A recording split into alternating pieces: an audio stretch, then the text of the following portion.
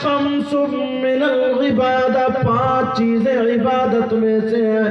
Number 1 قلت الطعام، کم کھانا عبادت۔ کیا کرنا بولو؟ کم کھانا۔ اور اپنا کیا حال ہے؟ کم کھاتے ہو کیا؟ اگر کسی کے ولیمے میں پہنچو تو، شادی میں آپ تشریف لے جائیں تو میٹھا آلہ، کھٹا آلہ، پھیکا آلہ، ساری ڈش اپنے پاس۔ نبی فرماتے ہیں قلت الطعام، کم کھانا عبادت۔ اگر 2 لقمے پیارے کم کھاؤ گے تو نماز میں کاہلی نہیں ہوگی، نماز میں سستی نہیں ہوگی۔ اور ذرا سنو، نبی فرماتے ہیں والقعود فی المسجد، مسجد میں بیٹھنا عبادت۔ کہاں بیٹھنا بولو؟ جاتے ہو مسجد؟ 5 وقت کی مسلم عاقل بالغ پر نماز فرض ہے، مرد اور عورت پر۔ کتنے وقت کی بولو؟ اور مجھے امید ہے بہنیں بھی پڑھ رہی ہوں گی، مجھے امید ہے، مگر بعض عورتیں ایسی ہیں کہ صرف 8ویں دن جمعہ پڑھتی ہے۔ نبی فرماتے ہیں والقعود فی المسجد، مسجد میں بیٹھنا عبادت۔ اب بیٹھنے کی بات آئی تو سنو، علامہ زمخشری لکھتے ہیں اگر کوئی مسجد میں جا کر کے بیٹھ جائے، نماز کا ٹائم بھی نہ ہو اور قرآن کی تلاوت بھی نہ کرتا ہو اور کلمہ و کلام بھی نہ پڑھتا ہو، تسبیحات نہ پڑھتا ہو، علامہ زمخشری لکھتے ہیں خالی مسجد میں جا کر کے بیٹھ جائے تو بیٹھنے پر جتنی سانسیں لے گا، ہر سانس پر اللہ تعالیٰ اسے 400 نیکیاں عطا فرمائے گا۔ سبحان اللہ، کیا بات ہے، واہ واہ واہ۔ کتنی نیکیاں بولو؟ کرو گے یہ کام؟ خالی قرآن کی تلاوت بھی نہیں کر رہا، علامہ زمخشری لکھتے ہیں قرآن کی تلاوت بھی نہیں کر رہا ہے، تسبیح بھی نہیں پڑھ رہا ہے، نماز بھی خالی بیٹھتا ہے، اور خالی بیٹھنے پر 400 نیکیاں 1 سانس پر، اور قرآن کی تلاوت کرے، تسبیح پڑھے تو عالم کیا ہوگا؟ مگر کہاں حضرت؟ آدھا گھنٹہ ملا تو صوفے پہ بیٹھا، موبائل شروع، موبائل میں لگ گیا، چوراہے پہ جا کر کے تیری میری برائیوں میں لگ گیا، ادھر کی ادھر باتیں کرنے لگے۔ جو 5 وقت کی نماز پڑھ لیتا مسجد جاتا بس، لیکن یہ اس کے علاوہ کا معاملہ ہے، ایسا لگتا ہے جیسے ہمارے نیکیوں سے گودام بھرے ہوئے، اب کوئی ضرورت ہی نہیں ہے، بس ختم۔ سنو پیارے، ذرا ایک بات اور یاد آ رہی ہے، سیدنا حضرت ابو بکر صدیق رضی اللہ تعالیٰ عنہ کا عمل سنو۔ جمعے کے دن مسجد میں جاتے ہیں، نماز سے پہلے مسجد کو جھاڑتے ہیں، پوچھتے ہیں، صاف کرتے ہیں۔ کچی مسجد ہوا کرتی تھی، مٹی گرد کوڑا اور جو بھی چیز مسجد کو وہاں کوڑا پھیلانے والی جتنی چیزیں ہوتی تھی وہ مسجد سے صاف کر کے باہر کر دیا کرتے تھے۔ پہلی سب بچھا دی، اس میں بیٹھ گئے، نمازی آئے پھر یہ پیچھے ہو گئے، وہ بھی بڑھ گئی پھر پیچھے ہو گئے، یہاں تک کہ کبھی کبھی دروازے پہ جگہ ملا کرتی تھی۔ ایک دن ایک صحابی نے عرض کیا ابو بکر کے دماغ میں کیا چلتا ہے، ان کے دل میں کیا ہے؟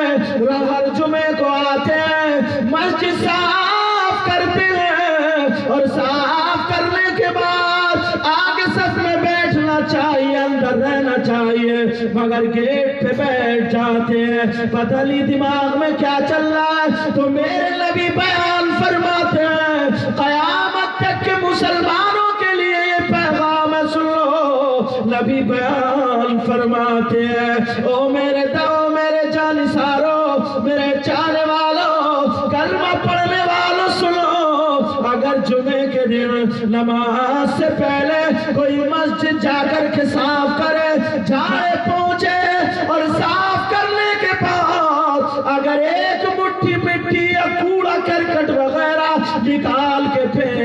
گا تو اسے اتنا ثواب ملے گا جتنا احد پہاڑ کی برابر سونا صدقہ کرنے میں ثواب ملا کرتا ہے۔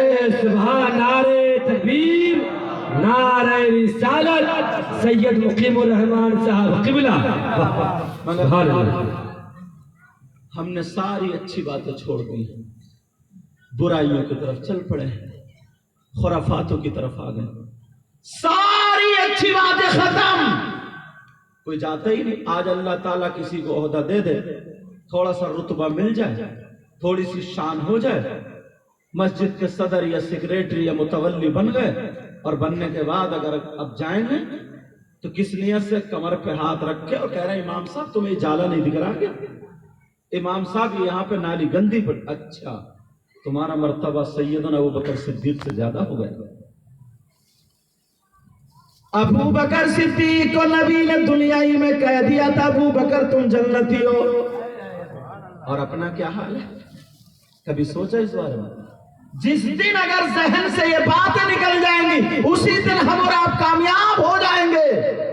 اب یہاں پر اس پردے کے ادھر بہنیں ادھر بھائی، ذرا یہیں سے شروع کر لو، دیکھ لو، یہ میں نے حدیثوں سے شروع کیا، پتہ نہیں، اچھا میری بولی سمجھ میں آ رہی ہے آپ کو؟ الحمدللہ بولو الحمدللہ۔ اور مجھے پوری امید ہے بہنوں کے بھی، کیونکہ ان سے تو نہیں کہوں گا کہ آپ الحمدللہ بولو تاکہ ان کی آواز ہم تک آ نہیں، الحمدللہ کی سبحان اللہ کسی طریقے کی آواز ہم تک نہیں آنی چاہیے بولنے چالنے۔ اب سنو، مرد یہاں عورتیں وہاں، اب ذرا دیکھیں اپنے ایک مرتبہ گریبان میں جھانک کر کے دیکھ لیں، مردوں کے ماموں، خالو، چاچا، تاؤ، امی، ابو، بھائی، بہن، بیٹی، بیٹا، یہ سارے ریلیشنز ہوتے ہیں، بولو رشتہ دار ہوتے ہیں۔ مفتی صاحب یہاں جلوہ گر ہے۔ اب اسلام سے پوچھو، کس سے پوچھیں گا آپ؟ اسلام سے۔ اے اسلام تو بتا مردوں پر سب سے زیادہ حقوق کس کے ہیں؟ بیٹا یا بیٹی، ساس یا سسر، ماں یا باپ، بھائی یا بہن یا پڑوسی، مردوں پر سب سے زیادہ حقوق کس کے ہیں؟ اب اسلام سے پوچھو، اسلام مطلب مذہب اسلام، شریعت مصطفیٰ اپنے اندر لاؤ، اسلام سے پوچھو، اسلام تو بتاؤ، تو پیارے سبق لے کر کے جانا۔ اسلام یہ کہتا ہے بیوی سے زیادہ، بیٹے سے زیادہ، بیٹی سے زیادہ، بھائی سے زیادہ، بہن سے زیادہ، مردوں پر سب سے زیادہ حق جو ہے اس کی ماں اور باپ کا ہے۔ اب گریبان میں جھانک کے دیکھو، بیٹی پہ 10,000، بیٹے پہ 10,000، بیوی پہ 15,000 خرچ کر رہے ہو، اماں پہ کتنے خرچ کر رہے ہو؟ باپ پہ کتنے خرچ کر رہے ہو؟ اب دیکھو ماں باپ کے کتنے حقوق ادا کر رہے ہو یا اولاد کے؟ یہ ذمہ داری آپ کی، صرف مجھے بتانا۔ اور یہیں سے ذرا پلٹ مارو ادھر بہنوں کی طرف، میں دیکھوں گا ادھر مگر کلام بہنوں سے، ذرا بہنوں کی طرف دیکھو، مطلب توجہ کیا؟ عورتوں کے بھی رشتہ دار یہی ہیں، ان کا بھی بھائی بہن، ان کی بھی ماں، ان کے بھی باپ، شوہر، بیٹا بیٹی، ان پہ سب سے زیادہ حق کس کا ہے؟ تو یہ بھی کان کھول کے سن لیں، اسلام یہ بتاتا ہے ماں سے زیادہ، باپ سے زیادہ، بھائی سے زیادہ، بہن سے زیادہ، بیٹے سے زیادہ، بیٹی سے زیادہ، عورتوں پر شادی کے بعد سب سے زیادہ حق اس کے شوہر کا ہے۔ کس کا بولو؟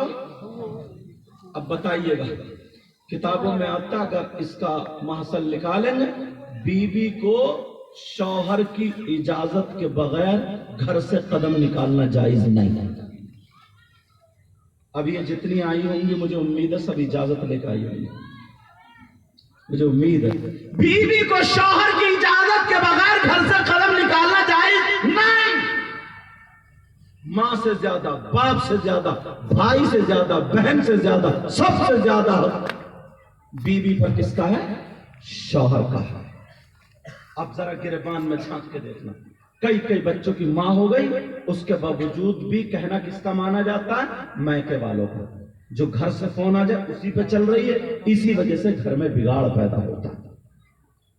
अब जरा सुनो प्यारे, तवज्जो रखना इस बात पर। अब मैं दोनों को लेकर के चल रहा हूं ताकि इस्लाह होती चली जाए अपने अंदर, अपने ऊपर। एक हदीस ऐसी पढ़ता हूं, ये उलमा किराम है, शायद काम आ सके। आका फरमाते हैं, क़ाल क़ाल रसूलुल्लाह सल्लल्लाहु तआला अलैहि वसल्लम, सलाह